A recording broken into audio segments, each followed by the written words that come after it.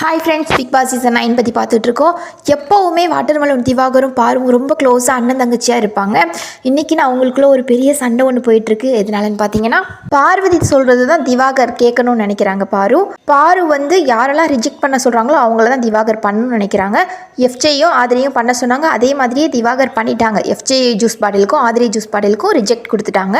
சபரியும் வினோத்தும் வரும்போது சபரியை பாருக்கு பிடிக்காது. ஸோ சபரி பாட்டிலை ரிஜெக்ட் பண்ண சொல்கிறாங்க.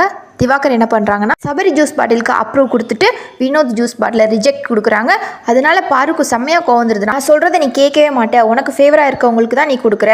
ஆமாம், உனக்கு தானே நல்ல கவனிப்பு இருக்குது, உனக்கு தான் எக்ஸ்ட்ரா சாப்பாடு கொடுக்குறாங்க, எனக்கு அகெயின்ஸ்டாக தான் எல்லோரும் இருக்காங்கன்னு சொல்லிட்டு நான் பண்ண மாட்டேன், நீயே பண்ணிக்கோ கியூசியை அப்படின்னு சொல்லிட்டு கோவமாக போகிறாங்க. அங்கே திவாகருக்கும் கோவம் வந்து, நான் எக்ஸ்ட்ரா சாப்பிட்றேன்னா உனக்கு யாரும் செஞ்சு தரலையா, நீ சாப்பிட்லையான்னு சொல்லிட்டு திவாகரும் செம்மையாக கத்துறாங்க. ரெண்டு பேருக்கும் பெரிய சண்டையாக தான் போயிட்டுருக்கு. நெக்ஸ்ட் என்ன நடக்குதுன்னு நெக்ஸ்ட் வீடியோஸில் பார்க்கலாம். டாட்டா.